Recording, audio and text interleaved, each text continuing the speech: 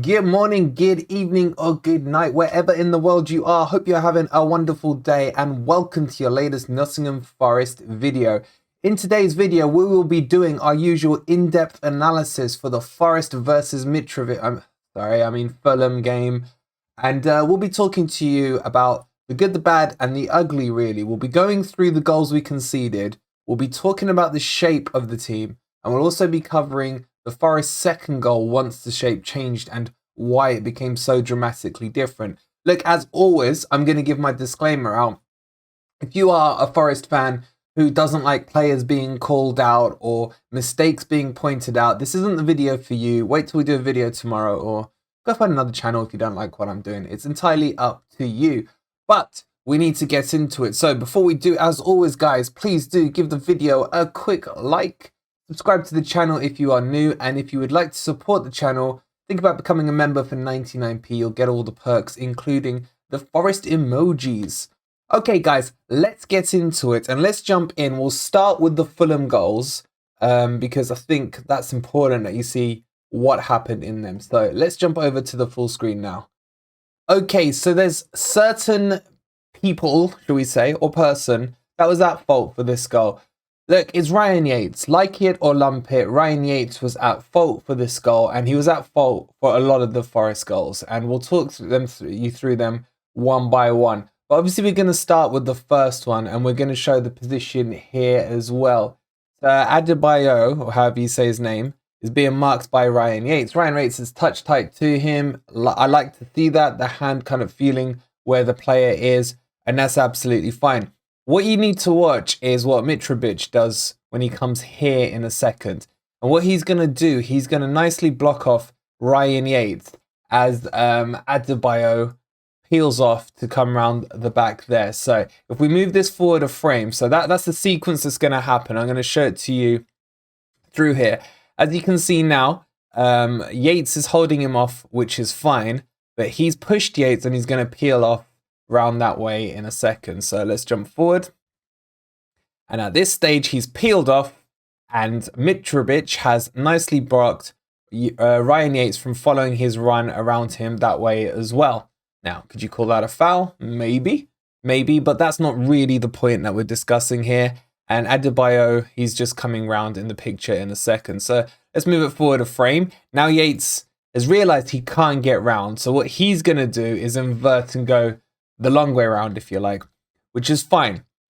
I don't mind that because, look, Mitrovic played it how he needed to play it.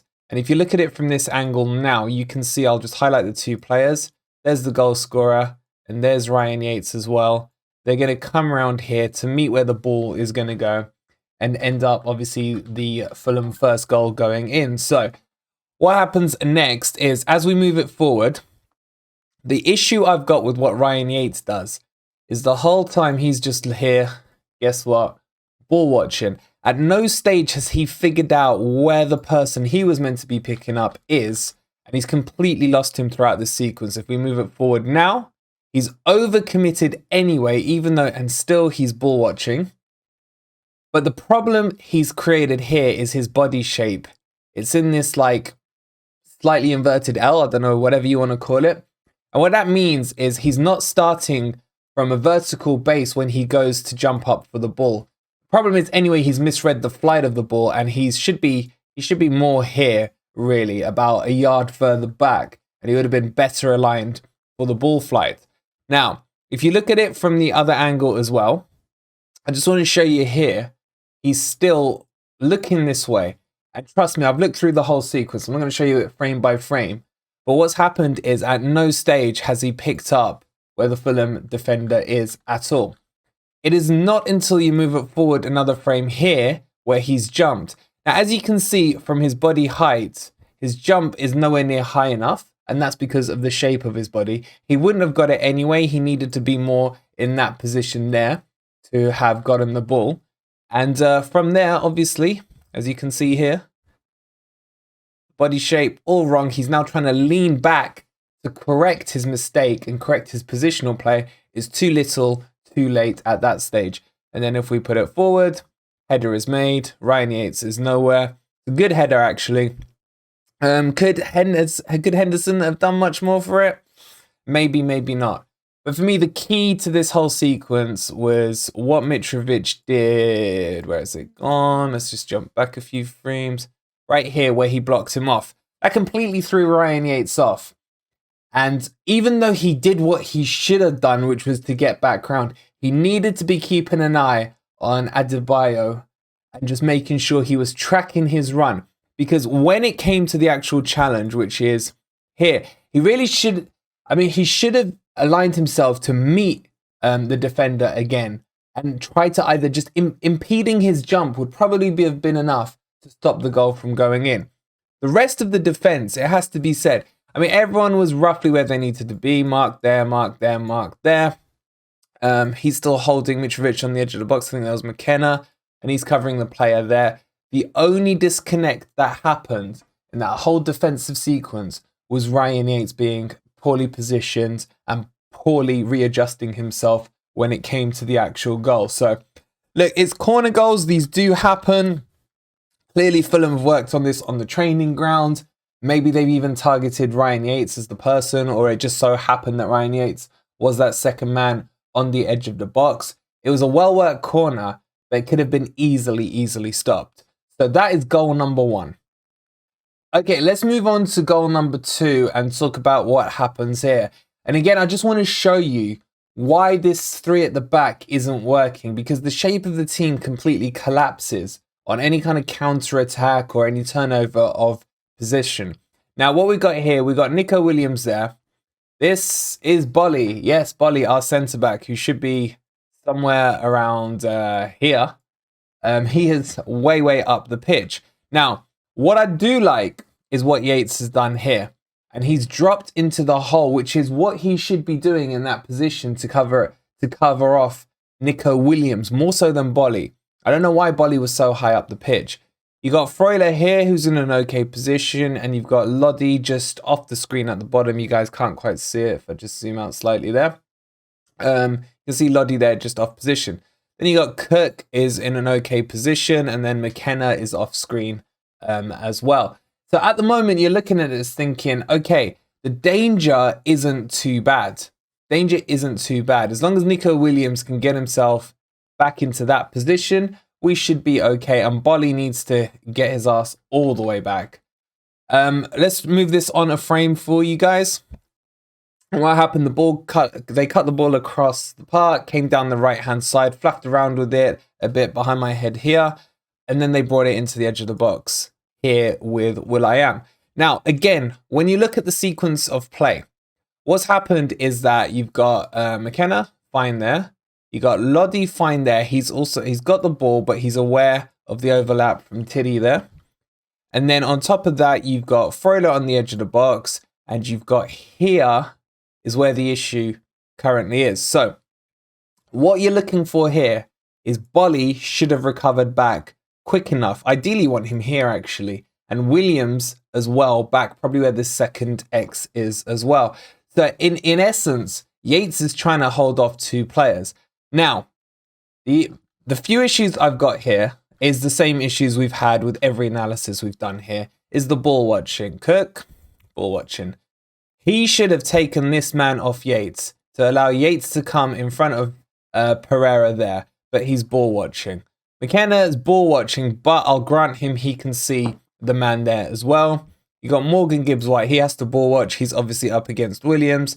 And then you got, I think it's Freuler here looking at the ball. Again, Freuler needs to be more aware of what's going on in and behind him. So still in this sequence, you're looking at it thinking the defensive shape is okay. Now, let's move it forward. And what happens now? Bolly has finally got back into position, which has released Yates to come forward a bit here. And then you've got Cook has finally watched what's going on. But again, just look at everyone's eye line. All looking forward here towards the ball. Apart from Yates, who's actually smelt the danger of Paulina, who's coming onto the ball now. So overall, the shape here is okay. The only thing you would say is that your 2 CMs here, Yates and Freuler, are too deep. We're now playing with, if you like, a back 6 there. Too many bodies suddenly crowding the area. What does that do? That leaves all the space here the Fulham midfield to come onto to pick up any second balls, or in this case, as the layoff ball comes through. Let's move it forward. And now suddenly there's going to be the panic, the usual panic. Yates comes in, so he's moved forward. If we look at it from here, he's gone about a yard forward. Whoops, let's just correct that. You can see he'll end up about here where the ball is. But what he does, he pulls the handbrake up. He hasn't continued, like he drove and just pulled the handbrake up, or the engine stalled, whatever you want to call it. He was, if you look at the distance here between Paulinho and Yates to the ball, yes, the ball is traveling in that direction with a bit of pace. I'll grant you that. But as the ball is traveling, Yates is closer in the proximity to the ball, even though obviously the ball's going to be in favor of Paulinho. He still needs to get himself another yard or two forward to close down the shooting angle, or even just to get in the eye line of Paulinho. And then what happens when we move this forward, this is the bit that probably annoyed me, is the body shape again of Yates is all wrong. He's leaning backwards. He's turning his back away from the ball as well. So he's actually making it, the thinner side like that. Rather than had he gone straight on. That's a terrible image of a body. But he would have been at least wider this way to allow more of a chance to be able to block the shot. On top of that, he's still too far back from where the player's taken the shot because he put the handbrake on. As you can see, if you look at his feet position here, it's in the middle of the D. We go back one frame there. He's only really taken another half step forward to get himself into that blocking position. But it's the way he's turned away. And if I change the angle for you, you can see, if you look here with Yates, he's leaning backwards. He's turned his body around like that. And Paulinho is able to just bend it around him. Had he held a straighter position, so his body was here, there would have been no way that he could have got enough bend or attempted to bend it there. And had he taken a step forward as well, it would have blocked off the likelihood that the shot would have come off anyway. So it's the closing down from the edge of the box. And that's why, look, people are saying, well, we keep conceding these worldies from outside the box. We keep conceding them because no one's closing the ball down. That's why it is. It's not because of anything else apart from us allowing the time for these players to shoot. Most Premier League players, even Mitrovic FC, can score from outside the box. We've seen Boringmouth score outside the box. We've seen a defender from Newcastle scoring outside the box. This will keep happening, and this will probably start to get targeted. If I was an opposition manager coming against Forest team, I would be saying to them, make sure you're cutting the ball back to the edge of the box. You get a chance, you'll have space, hit it. And that's really what's happening there. And then obviously if we play it through and forward, the ball's gone there now. Nothing Yates can do. Now he's closer to him, but it's only because Paulinho's taken the follow-through step through. As you can see, Yates is still roughly where he was. So the closing down on that was very, very poor by Yates. Let's move on to the third goal, which becomes a calamity of errors rather than just one individual. Okay, so the third goal, the start of the sequence is very similar to the start of the sequence of the second one. And let me just talk you through what I mean. Volley, opposition half, our centre right back. Don't ask me why. You've got Nico Williams here making a run forward to invert in. He's actually in a better defensive position than he normally ended up in that game. And again, credit to Yates. He's placed himself in that pocket to cover for Williams. One thing he is doing right is that. The thing he's doing wrong here is, guys and girls, I am telling you, he has got no idea that there is a player behind him. Not a Scooby-Doo. And I'll show you how I know in a second. The other thing you've got Freuler here in an okay position. And I can't remember who that was. It might have been MG Dub. I think it was MG Dub. But he's not really relevant to the sequence here. But again, you would argue we're not in the worst position apart from one of our centre-backs being in front of both the centre midfielders. Bolly started well in this game in the first 10 minutes. And then he went from looking like a composed centre-back to just all over the place. And like I've just shown you, there's a couple of examples of that. So let's move the sequence on. Now, for whatever reason here, Yates is crying about something. He's got his arms thrown up in the air. Maybe he thinks there's a foul here on Nico Williams. I've got no idea. But the point I'm showing you here is the disconnect to the player behind him is getting bigger, and still he has no clue that he is there at all. He's just got his arms up. So although he's put himself in the right position, what he hasn't done is understood why he should be there and what he should be doing in terms of the actual cover. You know, it's one thing being in the right position, it's another thing playing out the role correctly. So let's move this on. And again, now, if you look at it, there's a bit of a mishmash going on with a bunch of players here. It's getting a little crowded. The ball's going to be pinged out wide here. But again, look at Yates. He's fully focused on ball watching the scenario. Bolly's been dragged into this as well. And Freud is coming in, and I can't really see who's behind him either. But this is now the reason we're going to concede this goal. Well, part of the reason, should I say.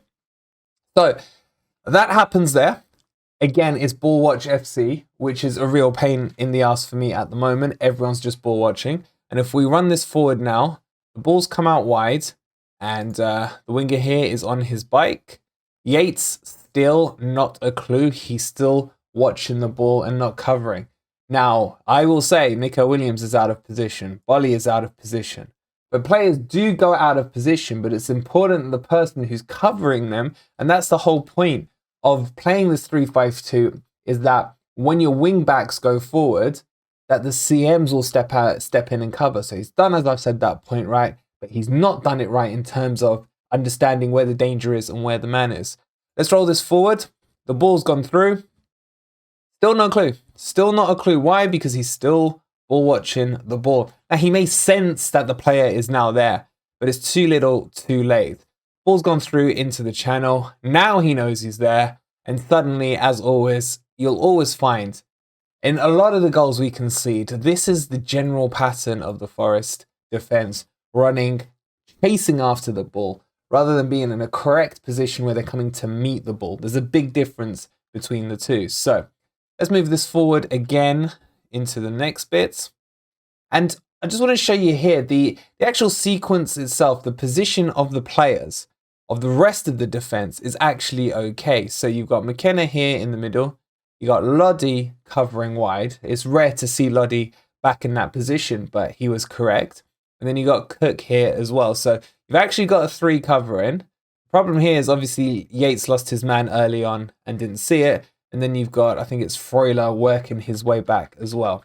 Again, let's just move this on slightly for you guys. You're still looking at this thinking there's not much danger. They've only got will.i.am there, 1 player coming in here. Technically, you're going to say this is 2 on 4. If we just box these guys off here, this is the real area of action that's going on. And any defense in this sequence, 2 on 4, unless obviously it's a Messi running at you who's going to weave his way in and out, you would be quite comfortable with that. In theory, not with Nottingham Forest. Not with Nottingham Forest. He gets to the byline now, and you can see Reed has just come into the picture. Again, it's still quite comfortable. You got Yates nearly recovering, Cook actually in a decent position there to cover whatever danger comes in. This is where it's going to get stupid. Now, what should happen is that McKenna should be the one who tracks Williams' run. Williams is about to make a run into the gap there. What does happen is that Lodi undercuts him and goes with Williams.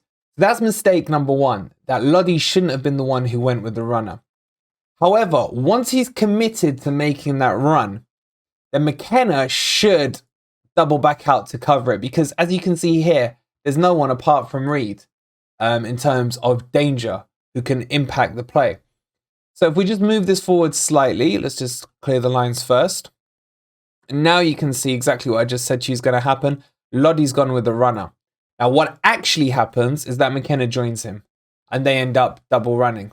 And now Cook's obviously distracted by the ball coming through there. The ball's about to be crossed. At this stage, this is where it gets pathetic. And you got to put it on these 2 here, causing the issue. And what happens here? Suddenly, Lodi is tied up here with Williams. You could, Lodi will probably argue that he was right to run with him because his body shape was more correct. the direction of his body travel was more correct. Either way, I think McKenna should have had him and Lodi should have left himself here. But now that it's happened, McKenna's ball watching what's going on here, tracking these two's runner instead of turning himself round and just seeing where the rest of the danger is. So let's put that forward a step now. And then you look at it on the pitch and now suddenly it's going to come to Reed. He's got, if we split it there is, I promise you, not a single red shirt on that side of the pitch at all. And now if we're looking at it in terms of our actual box, this is the penalty spot here. There's not a single red shirt apart from the goalkeeper on this side of the penalty box. And he has the freedom to shoot and put it in the net. And let's just bring that forward one more frame for you. And again, nothing, absolutely nothing. So disastrous defending, lack of communication on the third one between Lodi and McKenna. Now, Lodi doesn't speak much English, as we know. They haven't had many games together, as we do know. But still, there's a football language, isn't there, where people should be understanding what's happening in those situations. So that goal for me out of the three was the most disappointing. The first one was a worked corner by Fulham. The second one, Yates should have closed it down. We're giving too much space on the edge of the box. The third one, the communication is all over the place. And Yates as well should have been able to smell the danger when he did the right thing, which he did, which was step in and cover Williams and Bolly. So that's it from a mistake point of view. And a lot of it derives, again, from the formation. The formation, when someone steps out, it's not being addressed correctly. The three centre-backs don't really know how to play the three at the back formation.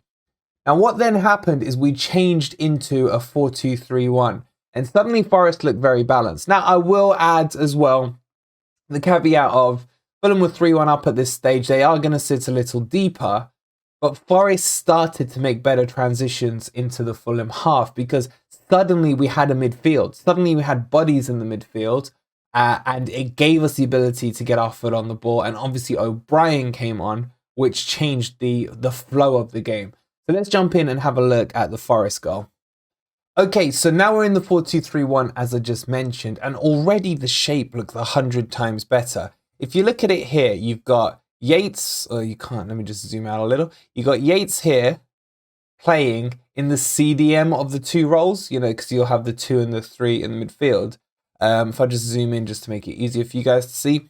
Then you got Nico Williams here, which is good. And then you've got the other CM, or CDM in that position, in the 2, so to speak, who is O'Brien. I like this shape a lot. What I like even better is that here Morgan Gibbs-White has peeled out to the right-hand side to drag the defender out with him and at least keep him like in the corner of his mind about which way he's going to go. And then if you look at where Jesse Lingard is, he's already pointing here where he wants the ball from Nico Williams. He's going to make that deep channel run into here.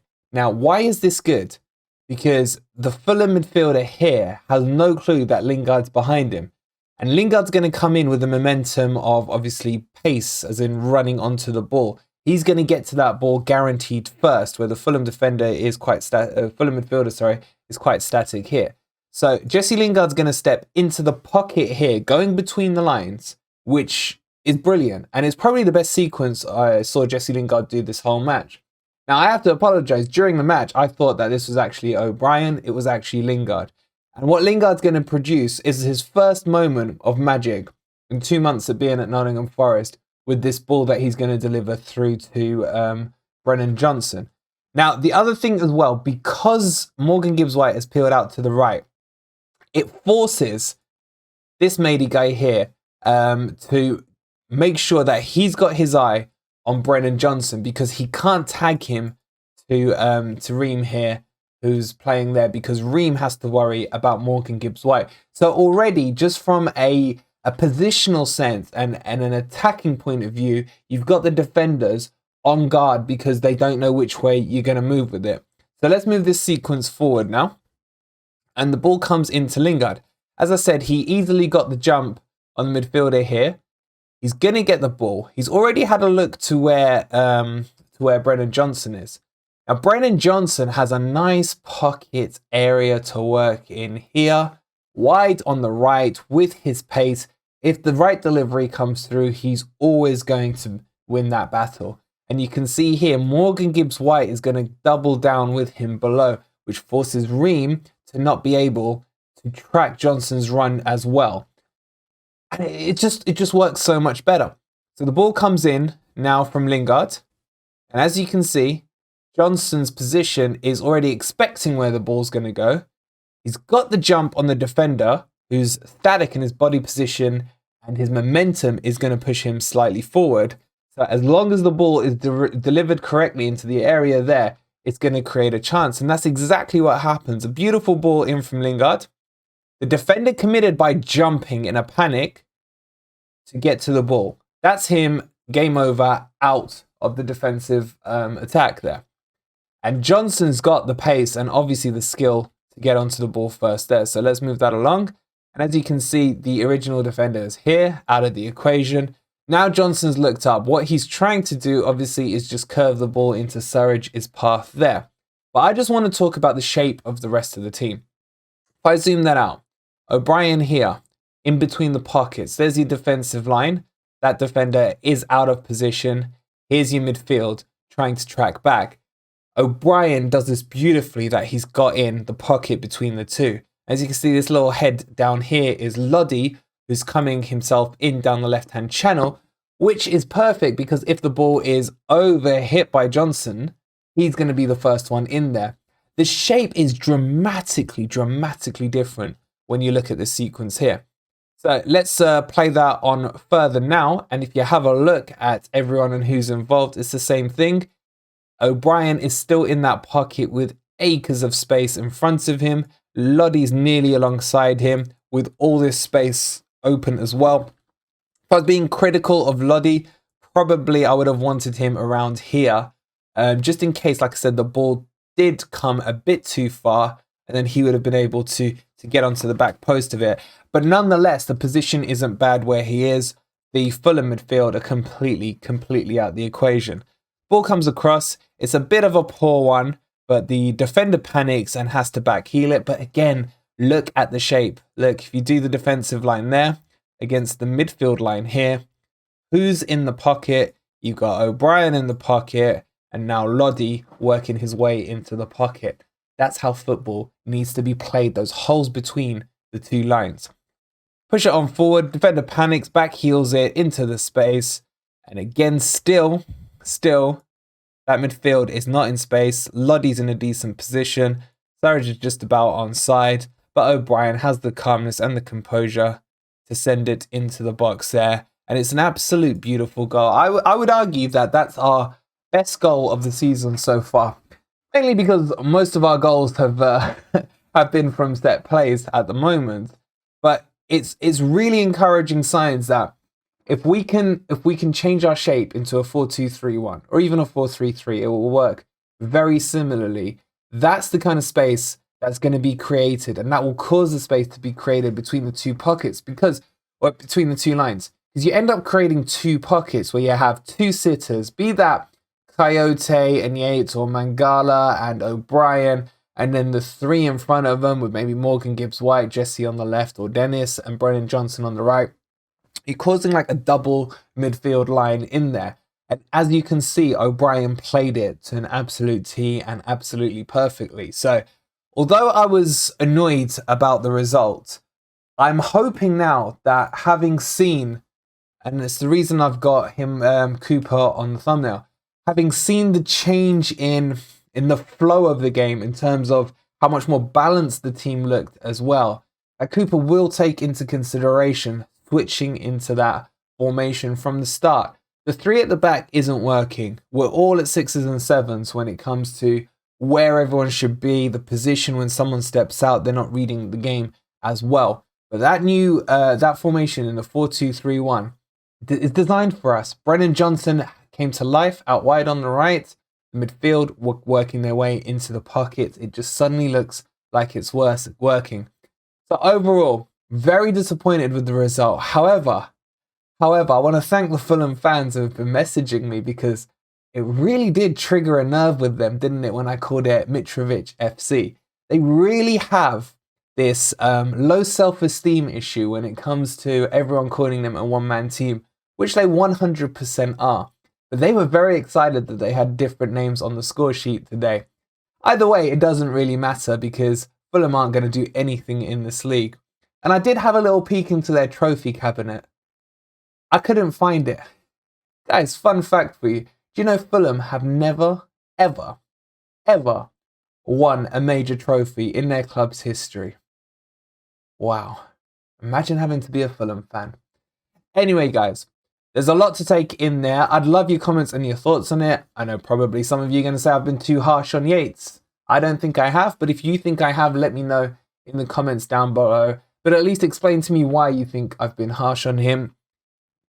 And let me know if you agree or disagree that once the formation got changed in that second half, Forest looked like a bit of a different animal. And with a bit more work on it on the training ground, and the right players playing in those right positions, I'm actually more optimistic now than I was after the Fulham game itself. So, hope you've enjoyed that analysis. Sorry I've blabbed on for a while, but you guys know me by now and I like to go in depth.